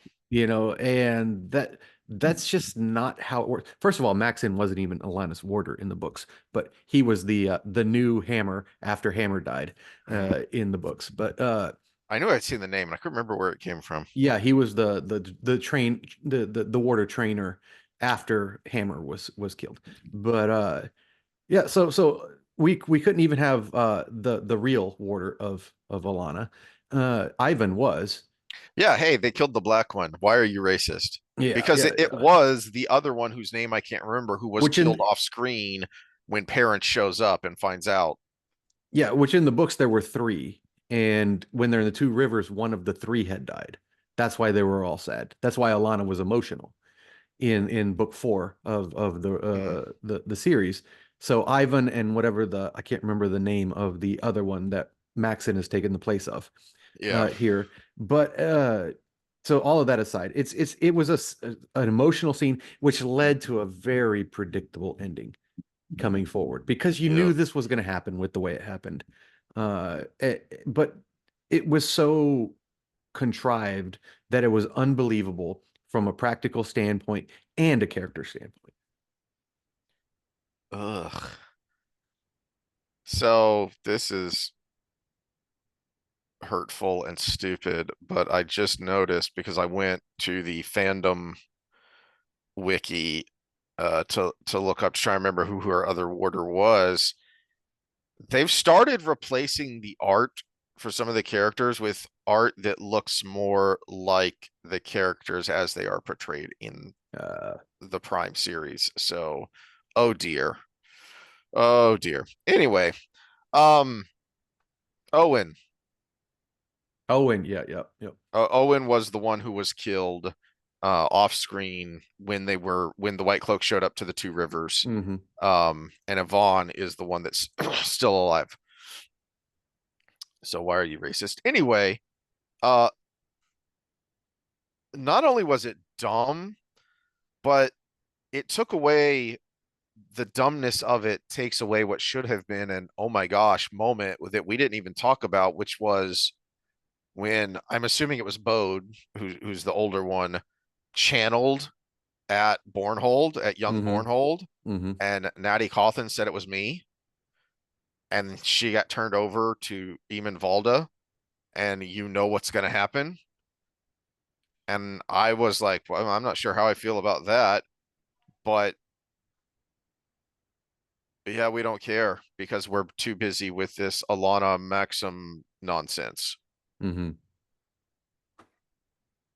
I'm curious how they're going to play this though, because at some point, I'm assuming Perrin's going to have to tell Matt, Hmm? and I'm curious how they're going to play that scene. Which whatever happened to Abel? Did he die in that Beltane night? I don't You think watched so. season one again, I so don't. I don't. I don't remember him being killed off. No. okay. So I'm wondering what happens because I mean they've already screwed the pooch by having him be the stupid alcoholic, but they could also have a redemption arc where he Hmm. comes goes looking for Matt with Tam, and then we end up with Tam back in the picture again and Abel like sobered up or something. But Yeah. this was my rant about especially with rewatching season one is the way they set Matt up. It made absolutely no sense looking forward. Well, hold on. When we get to the storyline where Perrin comes back, the way you set things up in season one, it's the exact opposite. Perrin would want to stay away for as long as he could because the worst thing that ever happened in his life happened there. Why does he Hmm. want to go back? Because he's got to see her Matt, apple tree. yeah, apparently that was it. Yeah. Matt, all he wants to do in season one is go home and take care of his sisters because he knows that Hmm. he turned his otherwise awesome father into an alcoholic douchebag, and his mother is now a beaten wreck. Well, now here in a couple scenes, his mother's a shish kebab. She Yeah, is well, a crisp. and even still just a logistical standpoint, if we were to take this without ever having read the books, where is Abel? Yeah. Because why wasn't he the one to be like Natty and my girls were taken? That kind of thing. Why wasn't Mm-hmm. he taken with them? We Where's don't know. Tam? Where the Yeah. hell is he? Yeah. I have been wondering. That's another thing that makes this whole Perrin back in the Two Rivers thing so meh is where the hell is Tam? You Mhm. actually did a good job with him in season one, and now where is he? He's a major part of this storyline, and within the world itself, even outside of the books, he was a major part of season one. He was a major part of the time in Emmons Field. He would be a connecting tissue to bring the audience back and bring the audience up to speed of what's going on here. He is nowhere to be found. Yeah, and even in the books before Perrin gets there, you have them setting up fortifications, and Tam's in charge of that Mm-hmm. for because the Trollocs have already been attacking before when the White Cloaks got there before Perrin got there. Um, The scene with Loyal. Okay, so I remember way back in our critique of season one, I hated Loyal, and you liked him. He's grown on me. mm, His little sneaking is not my strong point was I was like, okay, that was actually kind of funny. I chuckled a little bit with that, and yeah, mhm. so that Loyal is growing on me. I wish he was bigger, but yeah. Yeah. Then we get that scene with that you're probably referring to earlier where Lan is talking to Melindra and they seem to be trying really hard to have some sexual tension there, Hmm. and it's not good. Well, my next note is actually Moiraine and Lan Yeah, when he brings yeah, her the Usquai. yep, yep.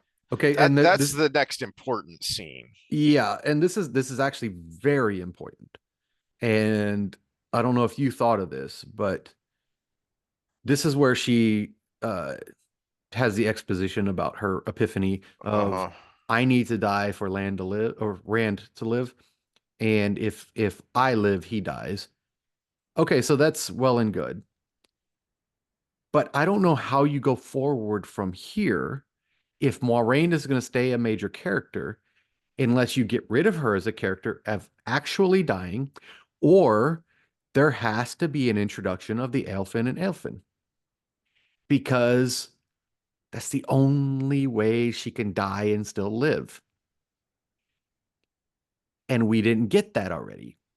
So we have Well, to introduce them somehow, some way, which we need I'm Matt there for that, I'm by the wondering way. if okay, because well, okay, first I should say that my comment on that scene, because I'm so checked out here, was once again me griping about the little things. Why are there so many fires in a freaking desert? That's actually a big deal. They don't have fires. They have to heat things in different and creative ways, and fire is problematic. And yet there are fires burning everywhere in the stupid desert Mhm. in these IL scenes. But anyway, but then we do all right. So they go from that scene to the scene with Min, who for some reason is drawing all of her visions, and Matt wakes up. Very poorly, by the way. Yep. Matt wakes up and finds these, and one of them is Matt hanging with a noose around his neck. So I'm wondering if what you just said, I hadn't thought about that, but is this them setting up the Eiflin and the Eelfin? Because I thought they were just completely ignoring it because they had so far, but they're still doing the hanging. Well, if they Or, do the doorway in tier, they might combine the two doorways into one doorway. but yeah, that's a possibility. Um, but then, eh, we'll see. I don't know that I care. I would be it'd be hilarious to me if they find some other contrived dumb way to hang Matt instead. Well, the problem with this is we talk about things being rushed and have to be, damage control. The way it was done in the books is you get the first doorway and you're like, what the fuck was that? Yeah. But at the same time, it flows into this complete a whole nother book, and you almost like it's just a part of your memory. And then you get to the next part and you're like, oh, okay, this is how that works. Well, now they're going to have to put that whole, reading a book, 2 years waiting for the next book, reading the three-quarters through another book into one scene. And I don't think they're going to be able to pull it off. Uh, I hope they can. I don't know how. I couldn't pull it off. And I think I'm smarter than a lot of these writers personally. yeah, Yeah. I had a little bit of a problem with the next scene, which is when Elaine and Nynaeve wake up on the deck and see The interpretive uh dance that is yeah, the Windfinder interpretive why is dance. channeling interpretive dance every time? I'm like, Yeah. this is not efficient from an energy standpoint. Channeling is already metabolically challenging, and now you're spinning and dancing and doing all these things for hours on end. It just makes If no they sense. had bothered to show us a difference, but again, they couldn't bother to show us a difference between Emmons Field and the rest of the world, but that would be a difference they could show, that if they had a similar structure for how the Aes Sedai did it, and now we're seeing the Well, interpretive except dance with the Moraine was doing it Windfinder, earlier. and yeah, and when we see woman who should be Amos channeling, if that was different, then the interpretive dance here would make sense, especially from you know, a culture like this that is so heavily inspired by what it's inspired by. And they are known for being, nimble and dexterous people because they work on a pitching boat and whatnot. So it would make sense that this would be how a Windfinder would channel, even though, to your point, it doesn't make a lot of sense when you consider how physically taxing that is. Mhm. But yeah, it's all silly because they That can't show us differences anywhere with anything. that's why I liked the and Jordan may have done this on accident. I like that the Aiel did nothing when they channeled. Because if you look at their culture and you look at where they live, doing nothing is beneficial because resources are scarce. And when resources are scarce, you metabolize as little as possible. And so that represented that to me, that they don't waste motion. What is the biggest punishment in IO culture? Useless work. I mean, we get that with Avienda in her when she has to dig holes and fill them back up, right? That's punishment. Useless work is punishment to the Aiel. Wasted motion is the antithesis to Aiel culture. And we also notice the wise ones don't do anything but channel when they channel. Mm-hmm. I have a I have a problem with, again, what is otherwise a pretty good scene here, which is when the sail mistress is talking to Nynaeve about why she can't channel. Hmm. But why isn't that message being delivered by an important character? Hmm. Not someone who doesn't even have a name. She is just credited as sail mistress. Hmm.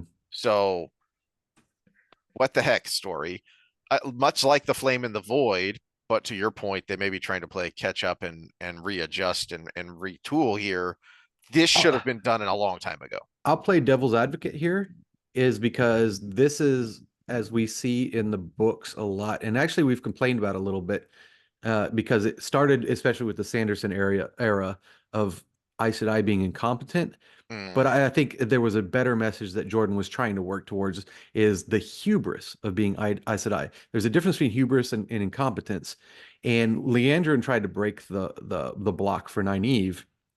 And this would have been a good example of someone from a completely different culture bringing a different perspective, which is one of the things yeah. that the Wokies could get right if they would do it right, is that sometimes a different set of eyeballs gets the problem that you've been working on for a long time. I've done this with coaches. I Mm, have I have long-term clients when I owned a gym that I worked with and I'm trying to get a point across and they never get it. And then I bring Nate in and Nate just says it a little differently, the exact same thing, and they get it. And it's like, oh, I didn't think of saying it that way. And this is the thing you can get with a diversity of opinion and eyeballs on a situation. And if they had pulled it off right, that's what you would have got. And that might have been what they were going for, because I know the mentality of these people in the diversity scene. That's mm. probably what they were going for. And I hate that I had to explain it because you should have been able to get it. Um, the next scene and my next note is even the gray man couldn't make me not bored because I just didn't care. Is that skipping over Um, Tanchico when they arrive? Oh, they arrive in Shanshiko first. Okay, so Yes. this is something that I think is a little bit important from a backdrop standpoint, so we don't need to spend a little too much time on it. Hmm. But Maxim mentions Ibu Dar when he's talking to Atlanta. But I think right here, what they did culturally, I don't think we're ever going to go to Ibu Dar because I think what they did here was they combined Ibu Dar and Tanchico Hmm. and they landed in the Rahad, Hmm. especially with Min's exposition of do this, don't do that, da, da, da, don't make eye contact. Remember the dueling culture of Oh yeah. Ibudar and the way everything was. I think they combined the Rahad of Ibudar with Tanchico here, and that's why we got the environment that we did. So we're probably not going to get to Ibudar, which hopefully we get a Thailand here in Tanchico then, because I want a Matt and Thailand story arc, you know, just for him to have a Well, growing up moment because he grew up so much in his relationship with Thailand. there's an interesting thought that you may be onto something there because who isn't here, who is supposed to be here, and instead Matt and Min are here in place of Tom and Yeah. Julian. So Well, since we can't have Sandar's not Jylan there, because he was Tyr. Yeah. since he's not there to hook up with the queen like he does in the books, Penarch. yeah, I mean, their queen, the Panarch, yeah. whatever they called her. It was more a parliamentary position, Yeah, maybe like you're a on. prime minister. I Yeah. think you may be onto something there that they may do those scenes with Matt and make it Thailand. Which is it sucks because they made a big deal about the casting of Tom and we Hmm. hated it. We Hmm. didn't hate the casting. We hated how they brought him out. Yeah, But he should be back by now, even though they changed the story. that's a good point. I didn't make a note of that, but I Are did they going to think meet him about here? that. I did think about that during these episodes is where the hell is Tom? They're going to meet him here, I bet. You know what? They may meet You, him here again. yeah, you made a prediction that came true. I'm going to make a prediction here. They're going to meet Tom here in Tanchico Yeah. Well, because otherwise, Min is playing the Tom right now because she's instructing them on. She's the worldly one. She's like, I've been here before, which is not true because Min never left Barrowline before in the books, right? So she's playing the worldly one. I've been here before. This is what you should do. She's Bail mhm, Doman, Tom, and Min all in one mm, right now, yeah, that's a good point. which sucks because I was hoping we get a Bail Doman, but Yeah, I don't think we're gonna. yeah. Um, And this is a bad read too, because at least Disney with The Mandalorian was like Baby Yoda would be popular. An imitation Boba Fett would be popular. Anybody who's done anything Wheel of Times, a Bail Doman would be popular. You should get that before you got a Melindra, right? Not that I yeah, hate Melindra, but yeah, I think she's actually one of the most important characters in Matt's storyline. We don't have Matt there. yeah, that's a good point. Um, all I'm right, back in well, the tower on my next one, and I actually have a question for you. When we get to yeah, Elida she confronts yes, the Black Sisters. In your rewatching of the first ones, I could swear it was there, but I didn't go back to look for it. Did they ever explain the three oaths fully? yes, someone does say all three of them at one Okay, point. so then how could Elida kill the Black Sister without being free of the three oaths? Because we get for the impression from that scenes that, oh, she's not a Black Sister, but she killed. She Good killed point. without her life being threatened and not Shadow Spawn. Unless you're going to say Black Sisters are Shadow Spawn, which is not true. You cannot, even in the books, you cannot kill a Dark Friend. I And didn't notice that. Yep. yeah, so I was like, did they explain all three oaths? I know they explained the lying earlier. The main thing I noticed was, oh look, it's you just introduced Carradine, you turned him into a gray man, and now you've killed him. Yeah, which Cool. sucks because I've said this over and over again. He's one of my favorite sub characters. He's But a good bad guy. Yep. yeah, Boars. Pour one out for Or my yep. homie Boars. There Yep. we go. He's a good villain because Mhm. he is understandable and then becomes sympathetic. Yeah, and Even he though had he is some. definitely a bad guy. Yeah, he was like an addict. He wasn't like Mm, an evil mhm. person. He was just someone who was impulsive and got stuck because of his impulsivity. And we've seen it in mobster movies, right? Where someone gets in because they're desperate and now they can't get out of the family. Um, then we switch to one of the last scenes is Perrin and his crew. I say Perrin and his crew because it's primarily Fail and Alana rescuing the Cothans, except Natty, who has been barbecued. Hmm. Which should have been a big effing deal, and it wasn't as big a deal as it should have been. You could have changed that whole scene with Fail and Perrin fighting to to to to change your opinion on it. Had Perrin taken on two and she taken on one. Yeah, Where was the other way around, where she took on yeah. two and he took on one? That would have changed the whole scene.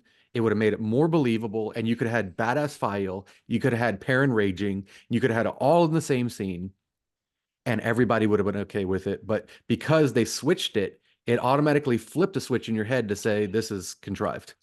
It was very reminiscent of Lan in season 2 telling Rand, whatever happens, you face it on your feet like a man. And then he immediately gets smacked down to his knees by Sawan. Hmm. That is what this felt like, is that, oh, look at Fail go.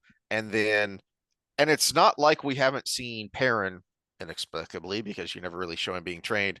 He fights in season 2. I mean, that is a big, long fight. And he And kills Bornhold. he kills Bornhold. Yeah. And he doesn't do anything in this fight except get himself stabbed once, and you show Alana getting shot with about 7 arrows or crossbow bolts. Hmm. And so my main note is, oh, fitting the guy to get the best man boss scene is the flaming homo. Mm. Sure, that's a complete accident. Yeah. What I had hopes for the scene until it played out because initially in that scene, if you notice, Bornhold jumps out and confronts Perrin, and initially in that scene, Fail drops into the shadow, and I thought Fail was going to help him from the shadow as like oh, Yep. Perrin and Bornhold are evenly matched and they're going at it, and Bornhold gets the upper hand, and all of a sudden he's got a dagger in his back. That's what Yep. I thought was going to happen until the other two jumped out and started attacking Fail, and she was. You and then you could have even made comments that she wouldn't know the full extent yet, but I mean, he does have the yellow eyes, and you do have that moment where he looks at the wolf heads with some sense of loss and affinity there. She does call him my wolf at multiple points. That is her pet name for him. She is Mhm, his falcon. You could have started that there, because she jumps out from the shadows and hamstrings like a wolf mhm. in fighting. And that would have been completely understandable because we know Perrin ends up being badass in the books, but Mm-hmm, Bornhold was no slouch.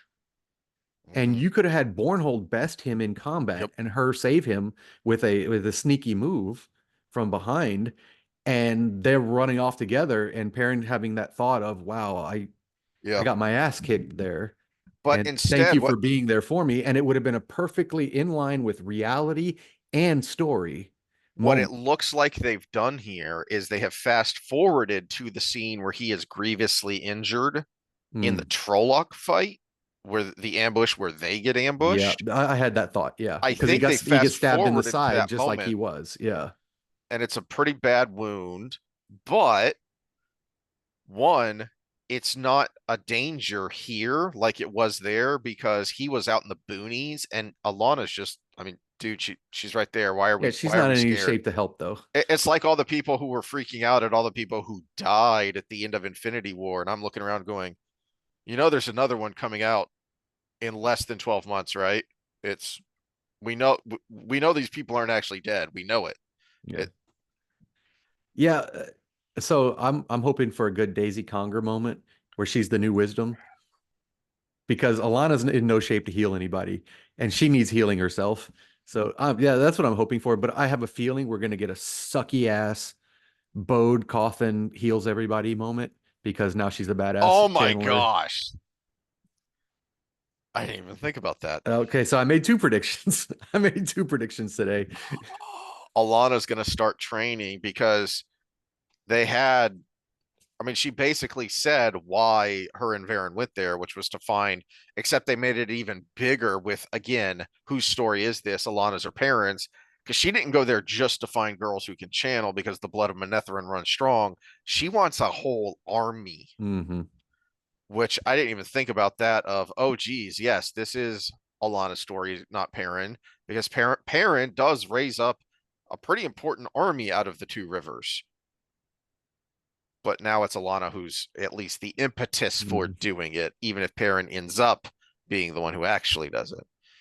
Okay, then the next scene is the bad Egwene scene that ruins everything because Moiraine asks her to take her into the dream world for a message. And either this is a bad passage of time where Egwene should be like Uh-huh. have been trained for a while, or it's a minimalizing of the intensity of what it means to be a dream walker. And I think, It is one yeah, of the they did two. both, I think. Both. Yeah. You think it's both bads at once? Yeah, because Yeah. first of all, there's no indication that you can take somebody else into the dream uh, Well, as a dream from walker. what we know from the books, you can, and it's evil. Yeah, yeah, you can pull somebody from their dream. Yeah. Yes, you can pull someone out of their dream, and you can take someone else from, you can take someone into the dream world in the flesh. And we didn't even have a setup where there's another training scene where there's a warning about it, Hmm. which happened a lot in the books, which it was like, here's this bad thing that you should never do, but you should know it exists. Yeah. And that would have been okay. That would have made this scene make more sense. But you're just supposed to accept that Egwene, oh, it's somehow this special person that can do these things. Yeah. And And you didn't even get a moment. I was kind of expecting in that very first scene for them to make a comment about how, because in the book she is a legit prodigy when it comes to dream walking, mhm, and so she does learn advanced things very quickly, but she also pushes ahead too much and gets herself in trouble. We mhm, didn't get any of that. We don't see her get herself in trouble. We don't see the warnings. And how hard would it have been to have a comment from woman who should be Amos of, you did that much quicker than usual. You know, yep. usually it takes several tries for someone to be able to do that, which Yeah. is true. And all of And this to have another unnecessary scene between Moiraine and Swan. Because she really doesn't even warn her of anything too profound. Uh, mhm, and then the whole, oh, I will love you in all these lives, and it's too late for now, and all this. That was stupid talk. I mean, I'm sorry. That was talk that only exists because you got yourself in a pickle in season one by trying to have this romance that should never have existed. yeah. It weakens both of these characters because the point of these characters is that they are so driven for the greater good, for literally saving the world, that they will forsake friendships, romance, just the normal societal ties that bind, the normal things of being a person. They don't have time for because they are so driven to do this important work. And you have cheapened both of these characters with this really crappy romance subplot. But not only that, much like you have just cheapened Rand's mother by making Melindra a non-Aiel, so it's no Hmm. longer unique what Rand's mother managed to accomplish. Well, same thing here. Birgitte and Kane are a special story Hmm. because they are tied together from life to life. Well, and let's look at casting too. Why is Mullane have black hair and Melindra have blonde hair if Melindra is the outsider and Mullane is the Aiel? They should have They could have. I mean, is it Hmm. really that important which one of them played which position? Hmm. That would have actually emphasized what Aiel is to be. And oh my gosh, the dark hair would have worked with the Asian that Lan is for Hmm. Valkyrie. You know, it, And all, most of, not all, but most of the Shinarans that we see in season one, or at least the ruling family, they are also a kind of, they look kind of Southeast Asian to me, or most of the people look South and Southeast Asian in Shinar. So you've already kind of established, you've accidentally established geography here, but mhm. they can't help themselves. And All then right. you were right about the dream. Mm-hmm. Egwene popping in on Lanfear and Yeah. Rand. Now, And, before and that, I will say I actually had an emotional moment when With Egwene was Matt's dream. in Matt's dream Mhm. because he's dreaming about his family, and Natty we know who's dead. But And what if anything are you going to do with this, writers? Because again, Matt's whole burning desire in season one was I have to get back home. I have to mhm. get to my sisters. My sisters need me. My Well, I family think they needs set me. up here a little bit of I need to be successful when I get home. A little And, bit. and they need him to voice it. I think this is where exposition will come in. He needs to voice it when he's with Min. Mm, A conversation with Min would be the perfect time to do it, or even Nynaeve. A yeah. conversation with Nynaeve where she's, like you changed Matt or whatever, and he's like, I do want to go home, but I need to go home with something, kind of conversation. So it ends with well, first of all, to your point about how easy this was, not only does hold on, she just did something that you shouldn't be able to do per the books without special tar and grill to do it. Hmm. So you could have found some way to point out that this is difficult.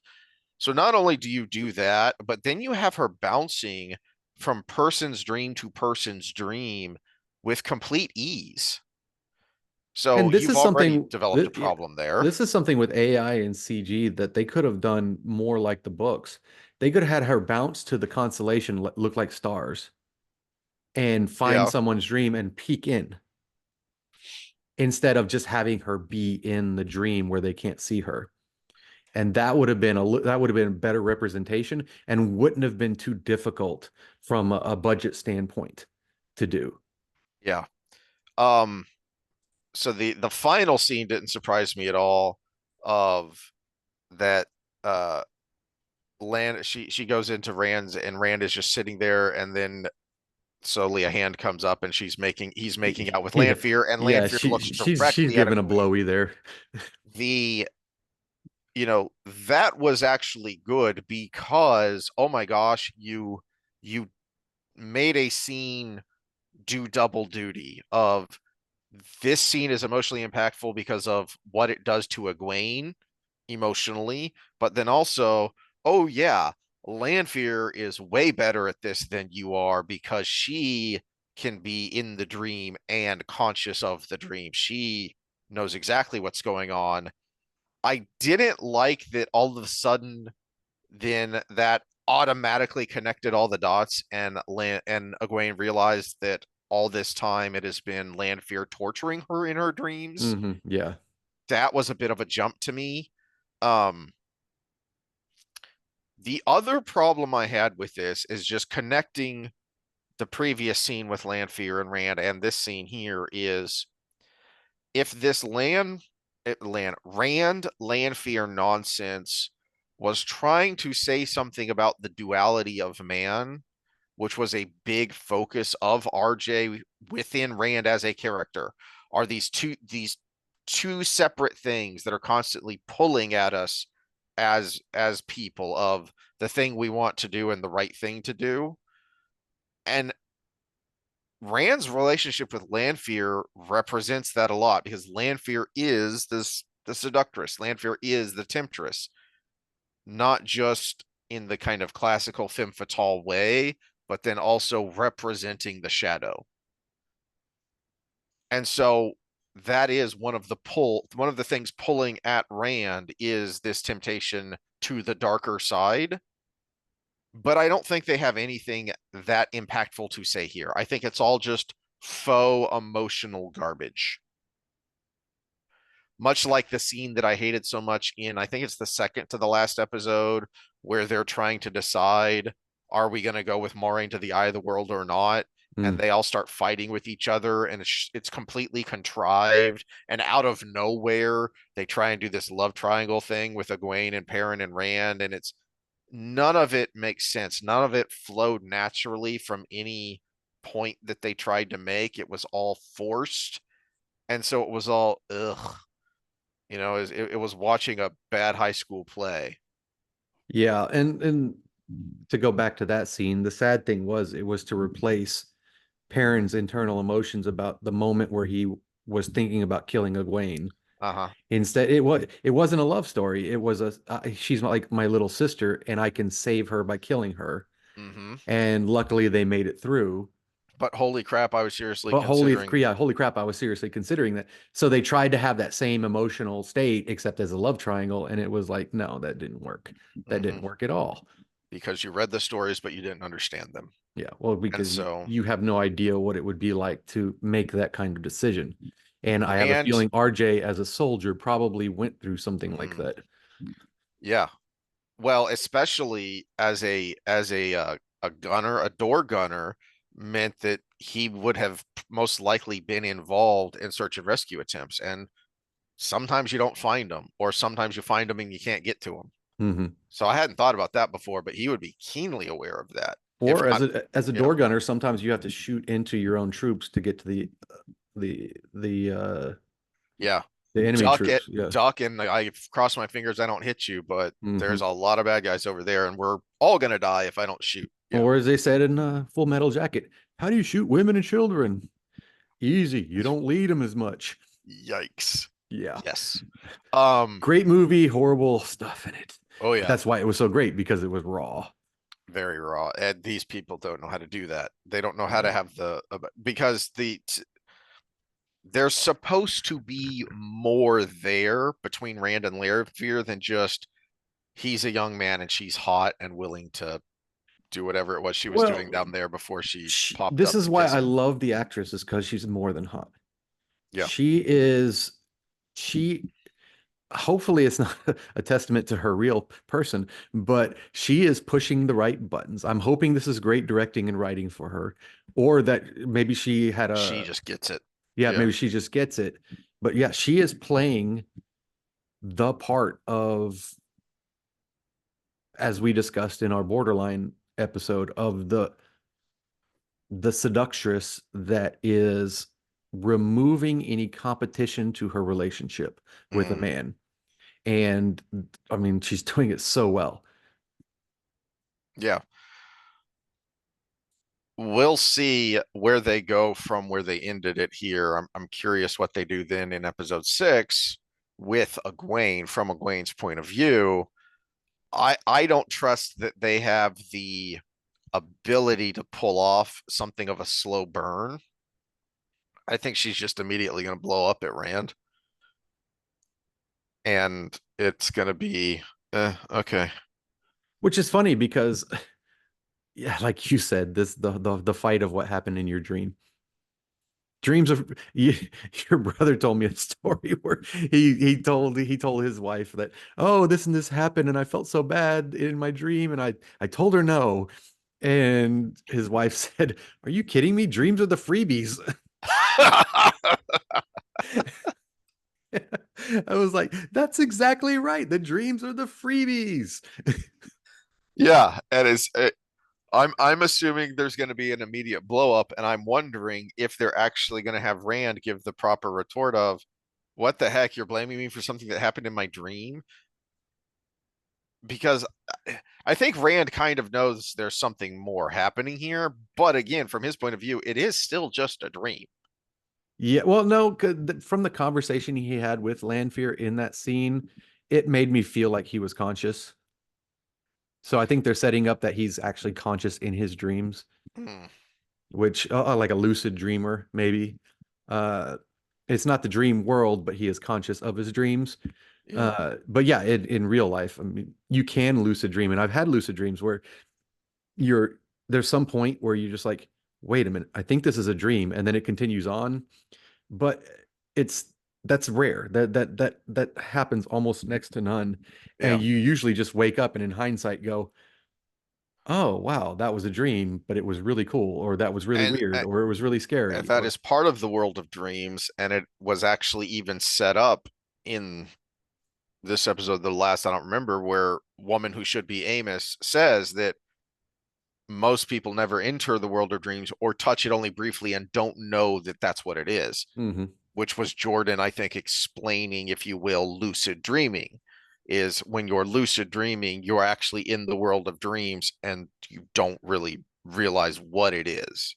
Yeah, and even in the moments where I've had that, controlling it is a lot harder than you would think because I Mhm. I actually remember one where I was supposed to, I was looking for somebody, and that's when I realized I was like, hey, everything's kind of too weird here.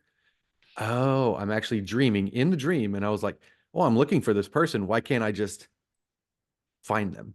Yeah, it's a dream. And I'm like, I just like in the rest of the dream, I'm like trying to just put that person in front of me and it wouldn't work. And I'm like, I still have to look for him.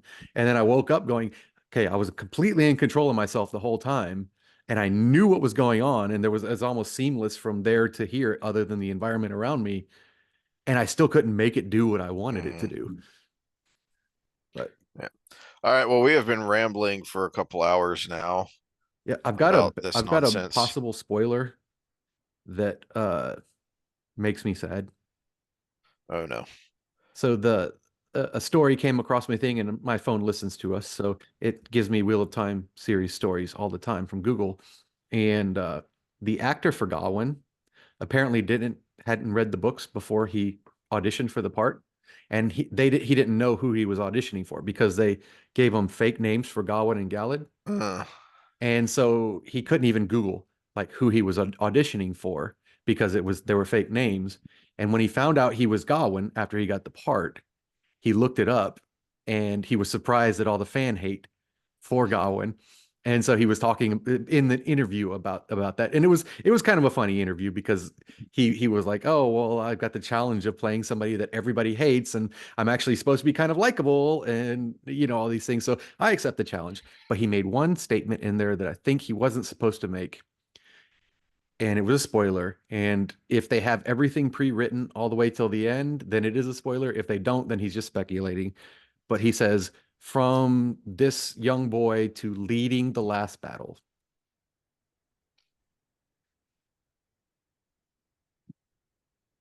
And I'm like, oh, are we going to have Gawain leading the last battle? Is he um, going to be the great general? what is I what the, yeah, what are you talking about, bro? So I hope he's wrong. I hope they're still figuring this out as they go, as I speculated before. But Yeah, I assume they are. or I'm maybe he's just trying to throw curious. everybody off. Who knows? But I don't think we're gonna know anything because they're actually still dropping episodes right now, but Jennifer Salke is finally gone as the head of Amazon Studios. Finally. And I'm wondering whether that is going to what that is going to mean for Rings of Power and Wheel of Time going forward.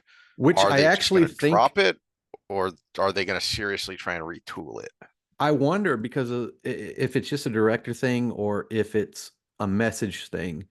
If the first three episodes of this were still under certain management, Hmm. and then the feedback that was coming in was finally okay. Because remember, there's a point in time where Soros is now like, hey, not Soros, Bezos. Bezos was, hey, our editorial section of the Washington Post is going to be fact based instead of politically based.